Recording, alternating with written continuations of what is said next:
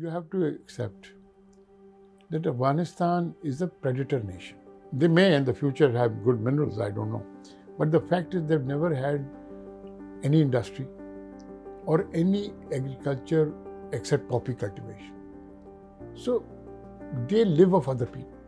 The Afghans did outfight the Soviets, but it was only with absolute Pakistani help. A lot of Pakistani officers and men died, with the Afghan factions, fighting with the Afghan factions.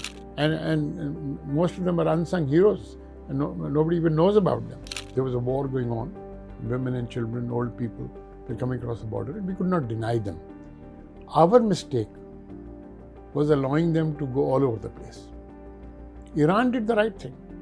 Iran did not allow them more than 5 miles of the border. Her forum में India ने इनके खिलाफ बोला, peace talks oppose किया, बुरा भला बोला. ठीक है, किस शक्ल से ये गए हैं तालिबान उनसे मिलने के लिए? ये क्रिकेट खेल के गए, ये किधर काबुल में खेलते रहे?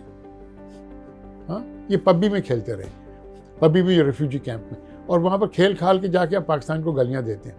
ठीक है ना, पढ़े पाकिस्तान में, बड़े पाकिस्तान में हुए हैं, दाल पाकिस्तान की खाई है, रोटी पाकिस्तान की खाई है, नमक पाकिस्तान ने खाया है, और अब नमक हराम बने पाकिस्तान के खिलाफ जाके बात करते हैं. तो आप, आई एम सॉरी, आप नहीं एक्सेप्ट कर सकते. सेंट्रल एशिया की रूट आपके पास है थ्रू ईरान, आपको रूट नहीं चाहिए. आपकी हिस्टोरिकल रूट है रीजनल कोऑपरेशन ऑफ डेवलपमेंट की, जो RCD हाईवे जिसको बोलते थे, आज भी एग्जिस्ट करती है इन बैड शेप. ठीक है ना, बट है.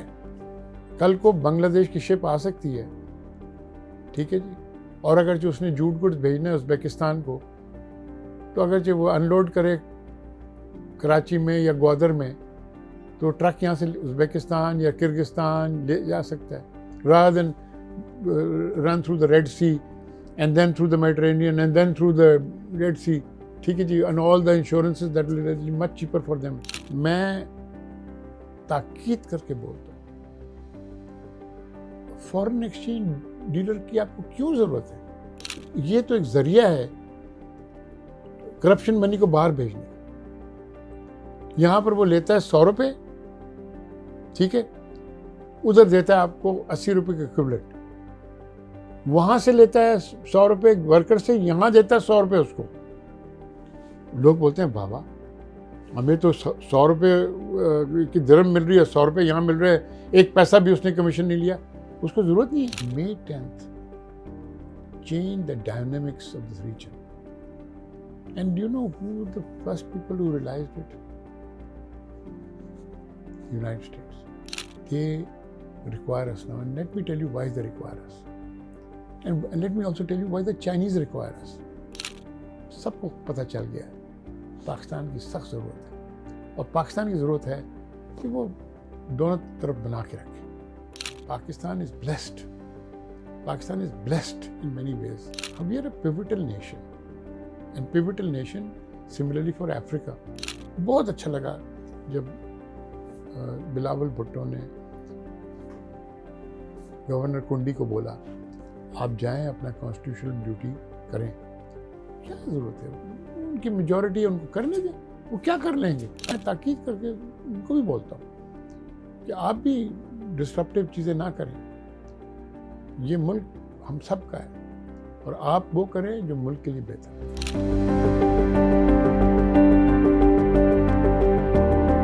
My first question is, what do you think led to Soviet Union invasion of Afghanistan? Well, you know, the obvious, let us say, the thing that has been bandied about is Soviet Union wanted a corridor to the Indian Ocean. But that was not the immediate reason. The immediate reason was that the Sardar Daud, who was the Prime Minister, did a coup and ousted King Zahir Shah, the king, and took over power. And Sardar Daud started, at a certain time, he came to power with the help of the Soviet this thing. But in the meantime, he started, let us say, playing games, in the sense that he started showing inclination of going towards the west. And in that, one of the things that he did was to reach out to Pakistan, right? And Pakistan, of course, was taken as an ally of the West, and the Soviet Union preempted that by ousting, engaging in a coup d'état, which ousted Sardar Daud and killed him and his family, and they came to power. A Soviet regime, sort of supported regime, came to power. And that was why, in order to sort of make sure that the power remained, and when they found that they could not be controlled, Soviet forces started moving in. It was like a creeping sort of invasion, that they sent more troops and more troops. It was actually very similar to what the United States did in Vietnam, that they went in with small troops for small objectives, and then they started expanding the troops. And ultimately, there's a huge amount of occupation forces. And obviously, the Afghans fought back mainly with the help of the Pakistanis, but with the support of the Arab countries, money of the Arab countries, and of course, ultimately U.S. Support, which wanted to find a proxy war against the Soviets. And that is how the Afghan War came about, which started in 1979. Once the invasion started, we had an influx of Afghan refugees in a country which was also a developing country, Pakistan. So, can you take us through what were some of those conversations that were happening on the Pakistan side? I think the Pakistan side at that point of time was led by General Ziaul Haq, the thing. And General Ziaul Haq had become the pariah of the West, that nobody wanted to deal with him. He was almost isolated at that time. The invasion of the Soviets, he emerged as the darling of the West, and he became, the sort of the bulwark against the communist this thing, and therefore he was built up by the United States in that sense, and that actually, played with his own ambitions, and the emotions ran very high, and because of these refugees coming across, so we made a number of mistakes. At that point of time, I think we should have engaged with the Soviets and tried to, get into a peace thing. But there was so much of Pakistan had need of money, and money was flowing in by the tons from US dollars, Saudi dollar, the thing, etc. Money was flowing in, and I think and the let us say the wanted to come out of the closet that they were put in. That all led to Pakistan becoming the bulwark of the West against the Soviet Union, and Pakistan started actively engaged in anti-Soviet this thing within Afghanistan, and that actually led to the Afghan War, because then the various Mujahideen factions, and there were not many of them. There was not one Mujahideen faction, and incidentally, each Mujahideen faction had the Taliban element among them. That means the educated element among them, and by the way, the educated element used to sleep up when they used to camp. The educated element used to sleep apart because they were considered that these but they used to that thing, etc. So that is how the Pakistan came into the fight. They started that thing, and they started supporting these warlords, Gulbuddin Hekmatyar and Rabbani and other people, that thing, etc. With the result that we were and Dostum, people like Dostum and in Mazar-e-Sharif, others, etc. So let us say that Pakistan was drawn into an engagement which it could have avoided, or it could have contained, or it could have had, it could have engaged with the Soviet Union to the thing, but the inclination of those in power was not that.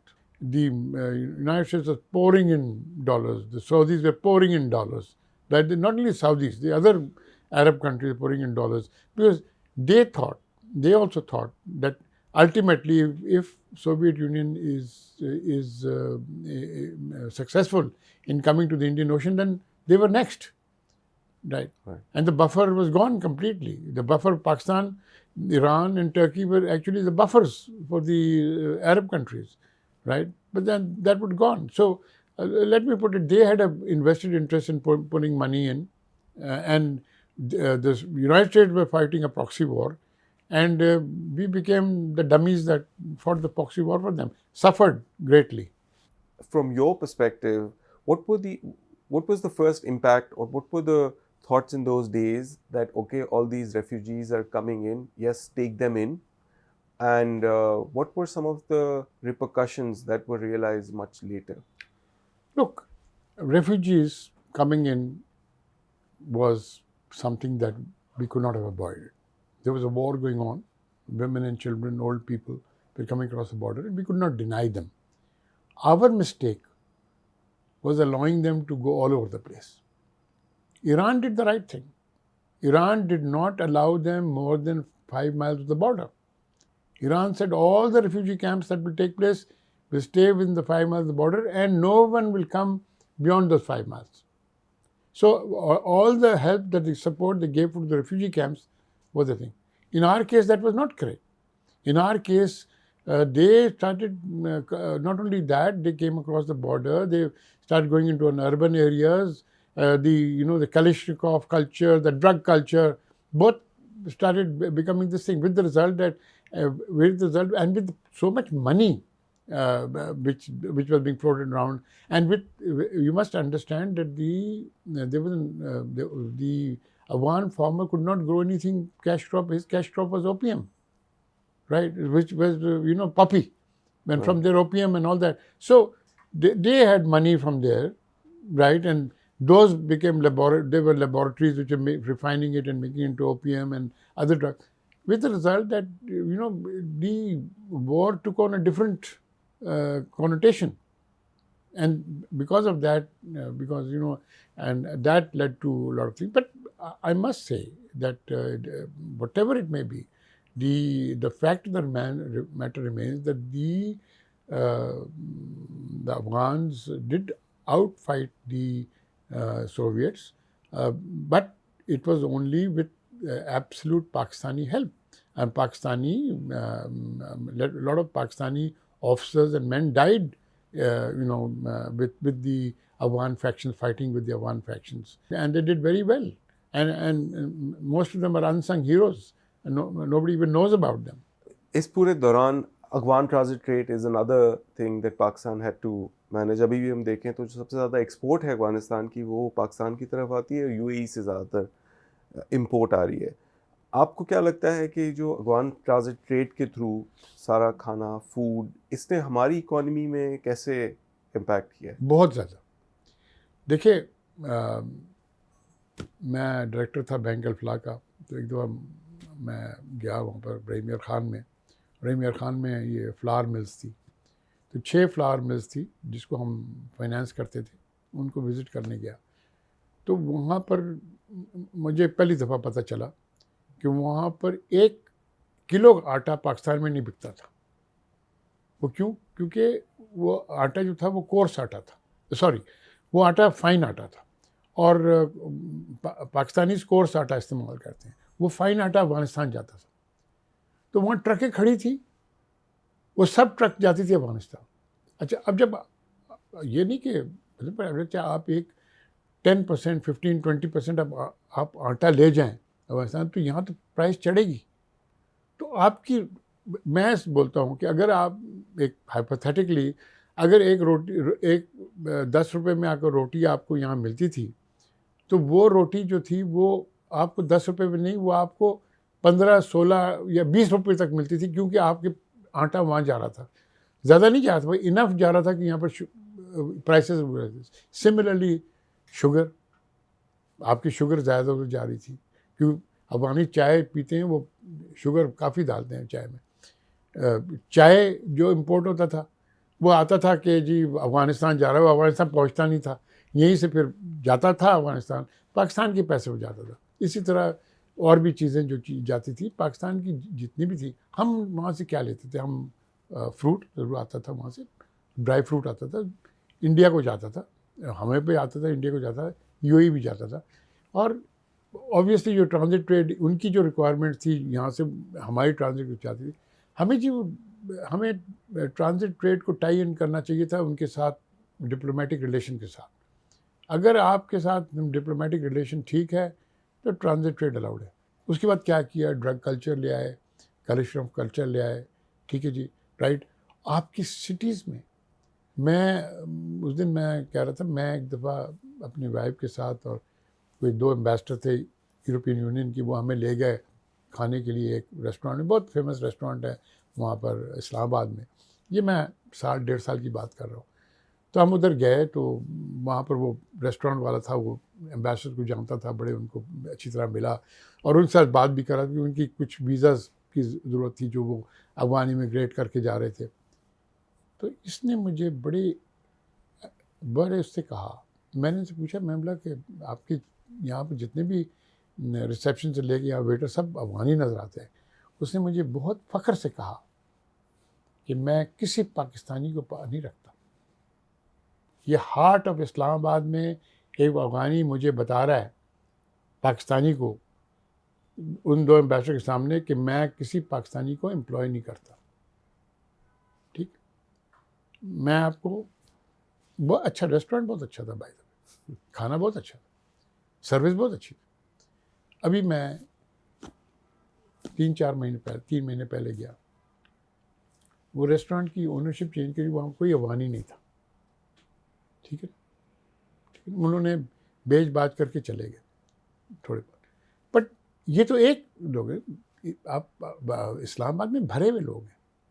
Islamabad में आपको घर उन्होंने ख़रीदे हुए हैं, कराची में घर ख़रीदे हुए हैं, ठीक है। आप चले जाएं गुलशन इकबाल में या डिफेंस में, आप चले जाए लाहौर में भी है, लेकिन इतने नहीं है। पेशावर भी है, इस्लामाबाद में है, कराची में है और क्वेटा में तो बहुत ज़्यादा है, ठीक है। पेशावर में तो बहुत ज़्यादा, पेशावर में आप देखें। अच्छा, ये क्रिकेट खेल के गए, ये किधर काबुल में खेलते रहे? हाँ, ये पब्बी में खेलते रहे, पब्बी में, रेफ्यूजी कैंप में, और वहाँ पर खेल खाल के जाके आप पाकिस्तान को गालियाँ देते हैं, ठीक है ना।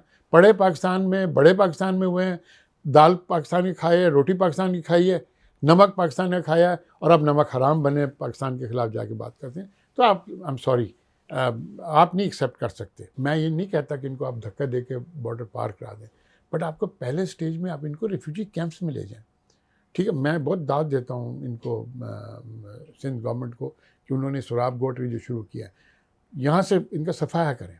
इनको आप जब तक इनको ख़त्म नहीं करेंगे, ये हर वक्त आप वो करेंगे। दूसरी बात, आप ये एक बात याद रखें, मैं आपको बिल्कुल ताकीद से कहता हूँ, आप दहशतगर्दी कर रहे हैं, आप दहशतगर्द हैं। आपको पासपोर्ट बनाना आता है? नहीं आता। आपको सेफ हाउस बनाना आता है? नहीं आता। आप हथियार कहाँ से लाएंगे? नहीं आता, ठीक है। ये सब किस तरह आता है? ये पैसे से आता है।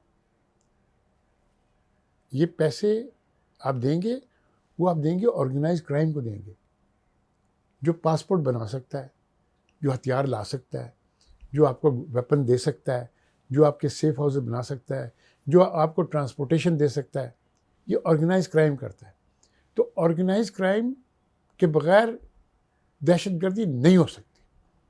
तो आप कराची की हालत देख लें, आप किसको लड़ रहे हैं? इसमें तो आपको पता नहीं चलता कि ऑर्गेनाइज क्राइम किधर है और ये दहशतगर्द कौन है, ठीक है। तो मैं समझता हूँ, बाय द वे, कि Karachi police has been quite successful in fighting this, but they should continue this, because Karachi में और प्रॉब्लम्स थे, आपके एथनिक प्रॉब्लम्स थे, वो उन्होंने इस्तेमाल किया। लेकिन इसी तरह हर जगह पर ये ऑर्गेनाइज क्राइम जो है, जिसको पैसे मिलते हैं through Poppy cultivation, through money laundering, through this thing वगैरह, मैं ताकीद करके बोलता हूँ, फॉरेन एक्सचेंज डीलर की आपको क्यों ज़रूरत है? आप जाके, अगर आपको डॉलर्स लेने हैं, आप किसी बैंक में जाएं। कितने बैंक्स हैं जो फॉरेन एक्सचेंज लेते हैं, आप बैंक से लें। फॉरेन एक्सचेंज डीलर की, ये फॉरेन एक्सचेंज डीलर हवाला ट्रेड की मालिक हैं। आपको जितनी भी आपके पैसे आते हैं, आपको नहीं आता है। ये तो एक ज़रिया है करप्शन मनी को बाहर भेजने का। यहाँ पर वो लेता है 100 रुपये, ठीक है, उधर देता है आपको 80 रुपये के इक्विवेलेंट। वहाँ से लेता है 100 रुपये वर्कर से, यहाँ देता है 100 रुपये उसको। लोग बोलते हैं, बाबा हमें तो 100 रुपये की दिरहम मिल रही है, 100 रुपये यहाँ मिल रहे हैं, एक पैसा भी उसने कमीशन नहीं लिया, उसको ज़रूरत नहीं है, क्योंकि जो करप्शन मनी की जो पैसे बना रहा है वो तो वहाँ पर उसको 20% 30% का उसको फ़ायदा है, तो वो क्यों यहाँ पर आपको दे। ये देखिए, जब तक आप जो एक्सचेंजेस ख़त्म नहीं करेंगे, मनी लॉन्ड्रिंग चलेगा। जब तक मनी लॉन्ड्रिंग चलेगा और करप्शन के मनी होगा, आपकी ऑर्गेनाइज क्राइम चलेगी, और जब तक ऑर्गेनाइज क्राइम चलेगी, दहशतगर्दी रहेगी, और दहशतगर्दी रहेगी। आज आप डिफेंस में चले जाएं, आप डिफेंस में चले जाएं, ठीक, मैं आपको दावे से कहता हूँ, आपको 200 से ज़्यादा घर मिलेंगे जहाँ पर आपको ओनर्स नहीं मिलेंगे। वहाँ पर 4-4 फैमिलीज ठहरी होंगी, 4-4 फैमिलीज ठहरी होंगी, ठीक है ना जी। जो वहाँ पर आपको जो कौन सी फैमिलीज, इंटरनल सिंध से, इंटरनल बलूचिस्तान से, उनको ला के यहाँ बिठा दिया कि यार तुम लोग यहाँ पर रहो, so that people think that they are here. Who do these bungalows belong to? Right? तो देखें, ये तो फिर इनकम्बेंट होता है ना DHA के ऊपर और गुलशन इकबाल के एडमिनिस्ट्रेशन के ऊपर, या नाज़िम अफजाई, आपको पता हो कि आपके इलाके में कौन रह रहा है, कहाँ से आ रहा है, कौन इनको पैसे दे रहा है, ठीक है ना। We still see कि there are a few sides जो अभी भी इनको अपीज़ कर रहे हैं, और अपीज़मेंट जो है वो हमारे पास यहाँ पे भी है कि हमें इनसे बात करनी चाहिए। और while all of this action was happening, the Afghan foreign minister was in India. इस पूरे एक्ट को आप कैसे देखते हैं? I mean, देखिए, मैं आपसे बताता हूँ, विथ ऑल ड्यू रिस्पेक्ट्स, हमने 30 lakh at any one time, 30-35 lakh Afghani हमारे पास होते थे, ये टर्नओवर होता रहता था, 30-35 लाख। इंडिया में तो 10,000 रेफ्यूजी नहीं है, 10,000। मैं पूछता हूँ कि पूरा 1980 से लेके अभी तक 2 साल तक जब तक नहीं गए, कितने साल हो गए, 50 साल से ज़्यादा हो गए, इंडिया इनको थॉरली इनके खिलाफ रहा, थॉरली हर फोरम में इंडिया ने इनके खिलाफ बोला, पीस टॉक्स अपोज किया, बुरा भला बोला, ठीक है। किस शक्ल से ये गए हैं तालिबान उनसे मिलने के लिए? हाँ, मुनाफिक लोग, नमक हराम लोग, ठीक है। और मैं पूछता हूँ इंडिया से कि आप तो बड़ा बात करते थे औरतों की, कि भी उनको पढ़ाई होना चाहिए, उनकी इमेंसिपेशन होना चाहिए, ये इस्लाम नहीं करने दे रहा, वगैरह वगैरह। हाँ, ये तो हमारे इस्लाम, हमारे इसमें तो हमारे तो प्राइम मिनिस्टर भी रही है एक औरत, ठीक है, जिस तरह आपकी भी रही है इंडिया में। लेकिन मैं जानना चाहता हूँ कि उस डेलीगेशन में जो बैठे थे, राइट, और ये तालिबान की डेलीगेशन जो गई थी इंडिया में, और इंडिया के डेलीगेशन थे, इसमें औरतें कितनी थी? तो आप देखना, तो जब एक मुनाफिक दूसरे मुनाफिक को मिलता है तो फिर सब चीज़ ठीक हो जाता है। I remember you mentioning कि ये एक जोन है जहाँ पे कॉन्फ्लिक्ट आ सकता है। How do you read what's happening today? You have to accept that Afghanistan is a predator nation. The Afghans are a predator people. They have never had, they may in the future have good minerals, I don't know. But the fact is they've never had any industry or any agriculture except poppy cultivation. So they live off other people. From the time of Marco Polo. Now, just understand this. How did all these caravans, जितने भी caravan थे, वो शुरू होते थे Europe में, Italy विटली में, यहाँ से थ्रू गुजरते थे, जो अभी इलाका है इराक, ईरान, सीरिया से गुजर के, अफ़गानिस्तान से गुजर के जाते थे चाइना। वो कभी भी लूट नहीं होते थे अफ़गानिस्तान में। अफ़गानिस्तान में क्यों नहीं लूट होते थे? कि वो अफ़गान बोलते थे कि जी इतने पैसे छोड़ के जाओ, ये आपकी ऑक्ट्रॉय है, एक तरह की रॉयल्टी है, मैंने कहा चाहे आप 100 रुपये की चीज़ ले जा रहे हैं तो 10 रुपये आप यहाँ छोड़ के जाओ, आप जाओ। तो वो दोनों तरफ परेड को परमिट करते थे, तो दे टू लिव ऑफ दैट। ठीक है जी। सर किसी ने जिसने भी बेस करने की वहाँ कोशिश की वो अच्छा नहीं पता। आप सोचें कि अलेक्जेंडर द ग्रेट जब आया तो उसने तो सब जगह कहीं ना कहीं बेसिस बनाया अपने। पूरी आप अलेक्जेंडर की हिस्ट्री देखें, जहाँ पर वो शहर बनाता था, अलेक्जेंड्रिया में उसने शहर बनाया, बेबीलोन के उसने शहर उसने नया किया, बाकी शहर उसने नहीं किया। अफगानिस्तान में उसने क्यों कुछ नहीं बनाया? उसने बोला ये तो लोग लड़ते रहेंगे ज़िंदगी भर। ठीक है, बेस उसने बनाया अभी पाकिस्तान की टेरिटरी में। जो बेस उसने बनाया जब वो पोरू को उसने डाला थ्रोन के ऊपर, तो आपको उसने अपने बेस्ट फ्रेंड टॉलमी को यहाँ उनके साथ छोड़ के गया। और पोरू और टॉलमी की जो डिसेंडेंट्स थे वो 150 साल रूल किए यहाँ पर, 150 साल रूल किए यहाँ पर। ठीक है, लेकिन उस अफगानिस्तान में क्यों नहीं कुछ डाला?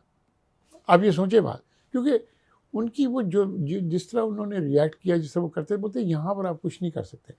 उसके बाद आप छोड़ दें चंगेज़ खान को, तो छोड़ दें, वो तो बोलता था कत्ल करो इनको और कुछ मत करो। ठीक है ना, वो आगे निकल जाता था। लेकिन जो पहला लोग जिसने कोशिश की वो ब्रिटिश ने कोशिश की। ब्रिटिश ने कोशिश की कि हम कुछ ना कुछ वहाँ डालेंगे। उन्होंने एक लेगेशन वहाँ लगाया। उस लेगेशन के साथ क्या हुआ? मैं तो बोलता हूँ कि आप तो बॉर्डर क्लोज कर दें। ठीक है, हमारे Pathan tribal this side of the border are very loyal, very patriotic. वो अच्छा नहीं करता। अच्छा, आपने कुछ करना है ना, मैं एक आइडिया देता हूँ जो पुराना होता था। आप बॉर्डर ट्रेड करने दें, ट्राइबल्स को करने दें। आप यहाँ से गुड्स ला के ट्राइबल तक दे दें। ठीक है जी, वो आप ड्यूटी फ्री दे दें और बोले ट्राइबल्स को बोलें कि जी आप इनके साथ बॉर्डर ट्रेड करें, बट ये इस लाइन से आगे नहीं आएंगे। हमारे बॉर्डर से लाइन आगे नहीं है। आप जाते हैं, आप अंदर जाके ट्रेड करें उनके साथ, वो आपको परमिट करते हैं, आप ट्रेड करें, आप लाएं, लेकिन वो हमारे तरफ नहीं आएंगे। ठीक है जी, आप हमारे ट्राइबल्स को दें, वेयर विद ऑल दें। मैं आपको बताता हूँ, उनको आप हर चीज़ दें। जो भी चीज़, टेलीविज़न सेट्स आती है, रेफ्रिजरेटर आता है, फलाना ढिमकाना, जो चीज़ वो ट्रेड करने वहाँ से ट्रेड करें। ठीक है, उससे फ़ायदा होगा कि आपकी जितनी भी ट्राइबल्स हैं ना, उनकी कमाई भी हो जाएगी ठीक ठाक, वो भी खुश रहेंगे, और फिर उनका वेस्टेड इंटरेस्ट होगा टू प्रोटेक्ट दैट एरिया। ठीक, आप समझिए, जो सबसे विजनरी आदमी था ना, विजनरी आर्मी, वो था कायद आज़म, जिसमें ने कहा कि कोई भी रेगुलर फोर्सेस इलाके में नहीं होंगे, आप प्रोटेक्ट करेंगे बॉर्डर्स को, ये आपकी जिम्मेदारी है। और इसने पूरे जो रेगुलर फोर्सेस विड्रॉ कर लिया, रह गए वो फ्रंटियर कोर वगैरह, ये वो ठीक ठाक, आप वो रहने दें। आप उनको बोलें कि जी आप लोग वो करें, आप हम एडमिनिस्ट्रेशन करें, आप इनकी डेवलपमेंट करें, आप अपने बॉर्डर्स की, अपने अपने इलाके की ट्राइबल की डेवलपमेंट करें, लेकिन ट्रेड आप उनको करने दें। May 10th, 2025 as a date. How would you describe this day and how it changed? देखिए, many people have written about it and that thing, etc. I don't want to go into the operational details. But what क्या emerge किया वहाँ से? Emerge ये किया कि India is not the dominant power that it was posing to be. India is not the dominant power in the Middle East that it was posing to be, and that Pakistan is equally a partner. I don't say Pakistan is dominant over India because the numbers are too many, right? But the fact of the remains that they know that even with our small numbers, that we can give them tremendous blows, which we have proved. And मैं बताता हूँ कि बहुत फ़ख्र आता है arm forces के ऊपर, particularly I will say, people talk about the Air Force and they did a terrific job, and electronic warfare, we did a terrific job, etc., etc. And the Chinese equipment, which was proved to be all right, but there are a lot of things unsaid in between which our young people came up with. Right? Our young people came up in this electronic warfare which paralyzed their power system, paralyzed the railway system, paralyzed their radars, everything. With the result, India went dark. And that scared them. How did we become dark? India किस पर चली है? मैं आपसे एक बात बता दूं, मैं एक बैंक का डायरेक्टर था जिसमें 8 अरब थे, हम 2 पाकिस्तानी थे। पाकिस्तानी बैंक था। हम जब उधर जाते थे, जो हमारे दोस्त थे वहाँ पर हम जाते थे, उठते बैठते थे, बोर्ड मीटिंग होती थी, कमेटी मीटिंग्स होती थी, उसके बाद खाना पीना ये वो सब। हमें वो बार बार बोलते थे कि यार तुम एक्सेप्ट क्यों नहीं करते हो कि India is the dominate power. तो मैंने उनसे बोला कि मैं आपके घर में आया हूँ, आपने मुझे खाना खिलाया, फिर आपने मुझे इंडियन मूवी दिखाई जिसके अंदर शाहरुख खान ने आईएसआई का तमाशा बना दिया और अजय देवगन ने और इस तरह के जितने भी उनके हीरोज़ थे, माने कि पाकिस्तान आर्मी को, पाकिस्तान को तबाही मचा दी।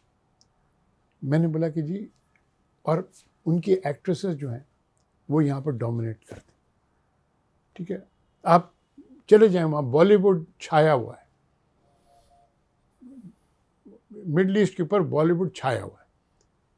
तो थोड़े दिन के बाद, साल 1.5 साल के बाद, ये जो प्रोपेगेंडा होता है ना, जो आप मूवीज़ में देखते हैं, ये आपके सर पर चढ़ जाता है कि यार ये तो हैं ऐसे। तो आप बॉलीवुड के कहावत पर आपने इनको डोमिनेट पावर मिला, आप एक दिन रियलिटी के साथ होंगे, ठीक है। मुझे तो नहीं पता था ना ये बात कि मई 10 को वो सुबह उठेंगे तो पता चल जाएगा कि रियलिटी क्या है। सुबह सुबह उनको रियलिटी पता चल गया। मज़ेदार बात यह है कि उनकी जो लीडरशिप है, उनकी जो रॉयल्टी है, some of them have trained in our military institutions, whether in the air force, whether in the navy and the army. उनको पता होना चाहिए था कि हमारी कुव्वत क्या है, हमारी स्ट्रेंथ क्या है, ठीक है। मैं फ़ख्र से कहता हूँ कि ठीक है ना, ये जो बॉलीवुड का जो है ना, अभी तक ख़त्म नहीं हुआ है। वो फिर अभी बोलते हैं ना, उसको स्क्रिप्ट को रीहैश कर रहे हैं, ठीक है ना। जिस तरह पहले इतने राइफल गिरते, अब पाकिस्तानी एयरक्राफ्ट गिरना शुरू हो गए हैं इन ऑल फैंटेसी, ठीक है ना जी। तो वो तो आप आजकल की दुनिया में सोशल मीडिया पर जाके आप कुछ भी क्रिएट कर सकते हैं, ठीक है ना। तो मैं आपसे कहता हूँ कि May 10th changed the dynamics of this region. And do you know who were the first people who realized it? United States. They require us now. And let me tell you why they require us. And let me also tell you why the Chinese require us. The only access that China has to the Indian Ocean is through Pakistan.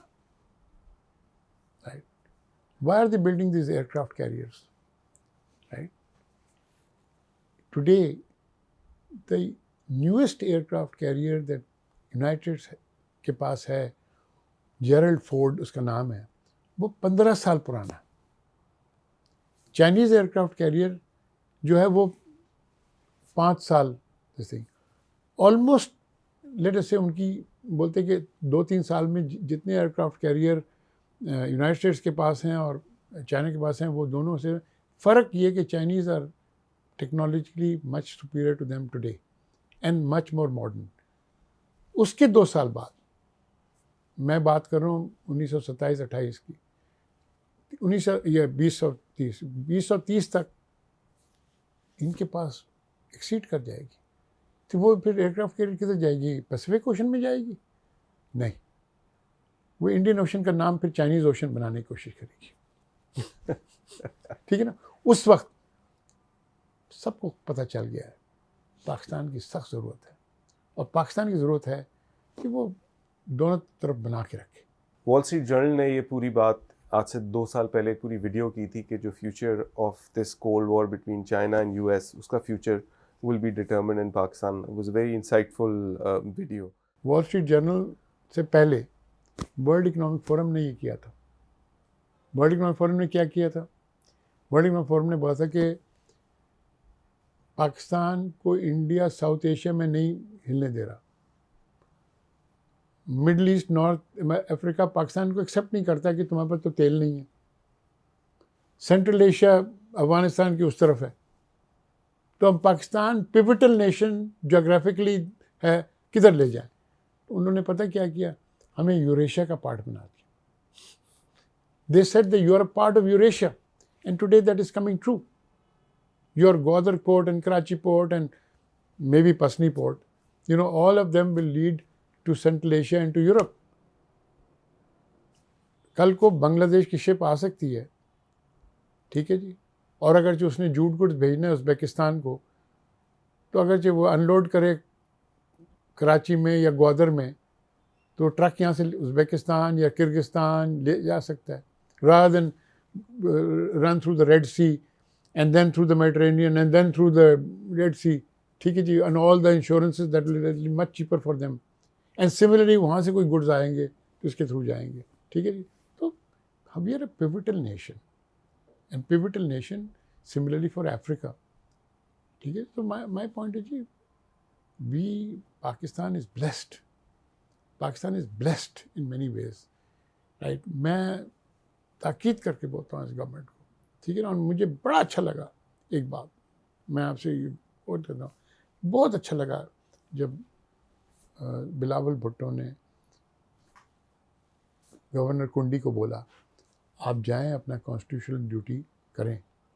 क्या ज़रूरत है, उनकी majority है, उनको करने दें, वो क्या कर लेंगे अपने। जहाँ आप, डेमोक्रेसी यही बोलता है ना, जहाँ आपकी मेजॉरिटी आप रूल करें, ठीक है, तो आप रूल करें, उनको करने दें।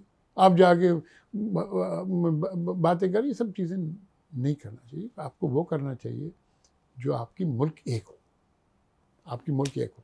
और मैं ताकीद करके उनको भी बोलता हूँ कि आप भी डिस्ट्रप्टिव चीज़ें ना करें। ये मुल्क हम सब का है, और आप वो करें जो मुल्क के लिए बेहतर है। Sir, I would like to bring to a close on this topic of Pakistan. Speaking of us as a nation, अगर हम अब वक्त अपना रिफॉर्म एजेंडा देखें तो we see a consistent communication on what the reform agenda is. और वो 3 बड़ी चीज़ों पे आके रुकता है। एक तो टैक्सेशन है, एक प्राइवेटाइजेशन है, और दूसरा है गवर्नमेंट के साइज को थोड़ा सा हैंडल करना, मैनेज करना। अब रिफॉर्म्स के लिए we need unity for everyone to buy in, and I know you've quoted in the past Ayn Rand's book about Atlas Shrugged. So with that context of Atlas Shrugged, how do you think we can see a path where this dominance of government and public servants over market forces, how do you see a path forward? How can we? देखिए, मैं छोटा सा आपको मिसाल देता हूँ Atlas shrugged का। सबसे बड़ा इदारा दुनिया में जो गवर्नमेंट को, एकेडमिक्स को, पॉलिटिकल फोर्सेस को, ऑर्गेनाइजेशंस को साथ लाता है, वो वर्ल्ड इकोनॉमिक फोरम है, ठीक है। और वर्ल्ड इकोनॉमिक फोरम में जितने भी न्यू आइडियाज़ हैं, आज इंडिया अगर इसमें आईटी में बढ़ा है, वो वर्ल्ड इकोनॉमिक फोरम की वजह से बढ़ा है, ठीक। इंडिया वहाँ पर कम से कम $10 to $15 मिलियन करता है स्पेंड डेवोस में हर साल, और 10 से 15 मिलियन डॉलर उनकी प्राइवेट सेक्टर करती है। इन्फोसिस के पास, महाराष्ट्र के पास, हिंदुस्तान कंप्यूटर्स, HCL के पास, ठीक है, आप नाम ले लें, टाटा, इन सब के वहाँ पर स्टॉल्स हैं, ठीक है, वो स्टॉल्स चीप नहीं बनते। खाली कतर के जो पैनोरामा के पास है उसका 3 मिलियन स्विस फ्रैंक्स है पर ईयर। सऊदी अरेबिया का सिमिलर, ठीक है, राइट। हम छोटे मोटे हमने शुरू किया पाकिस्तान, ठीक है, और मैं शुक्रगुजार हूँ जनरल मुशर्रफ के कि मेरी बात पर वो चले गए पहली दफ़ा। उन्होंने बोला ये डिवोर्स क्या है, कहाँ पर है, उनको भी नहीं समझ थी। जब वो गए तो उनको समझ आई और उसके बाद वो 3 दफ़ा गए। देखिए, मैं एग्ज़ाम्पल हूँ प्राइवेट सेक्टर का। मैंने एक पैसा नहीं लिया गवर्नमेंट से, माशाल्लाह। आप भी गए हमारे साथ, हाँ, आपने भी देखा। छोटा है, मैं मानता हूँ, बड़ा भी नहीं, पर जिस तरह भी है सक्सेसफुल होते हैं, ठीक है। पाकिस्तान का झंडा तो नज़र आता है ना वहाँ पर, ठीक है। बात ये है कि बहुत अच्छी बात की थी शाहिद खाकान अब्बासी ने जब वो प्राइम मिनिस्टर था। एक साहब खड़े हुए, हमारे दोस्त थे वो, और उनने बोला कि प्राइम मिनिस्टर साहब, इकराम सहगल हर साल अपने पैसे से खर्च करके लाता है और ये करता है पाकिस्तान को, गवर्नमेंट कुछ पैसे नहीं देता। तो खाकान अब्बासी ने बोला जो कुछ हो रहा है वो भी ख़त्म हो जाता। देखिए, जितना कम गवर्नमेंट, ये मैं नहीं बोलता, गवर्नमेंट का अपना रोल होता है, एंड मैं ये भी बोलता हूँ भाई प्लीज़ कि एक दो हम सेट कर दे, फॉरेन ऑफिस हमें बहुत सपोर्ट करती है थ्रू कॉन्टैक्ट, थ्रू हमें करके क्या मदद कर सकता है। लोकल एम्बेसी जो है पाकिस्तान की बहुत सपोर्ट करती है, ये मैं नहीं बोलता कि नहीं सपोर्ट करती, पैसों से नहीं करती, ठीक है। वो हमें गाइड कर देती है, कुछ करते हैं ये वो एक्सेट्रा, पैसों से नहीं करती, ठीक है, लेकिन सपोर्ट करती है। और मैं very grateful to the foreign office, very grateful to the 2 embassies there, 2 embassies there, एक जो यूनाइटेड नेशंस के साथ और होती है और दूसरी जो गवर्नमेंट के साथ होती है, एक बर्न में होती है, एक जिनीवा में होती है। लेकिन ये प्राइवेट सेक्टर को है ना जी, जितना गवर्नमेंट आप कम करें और जितना, देखिए मैं सिविल सर्वेंट नहीं था, ठीक है ना,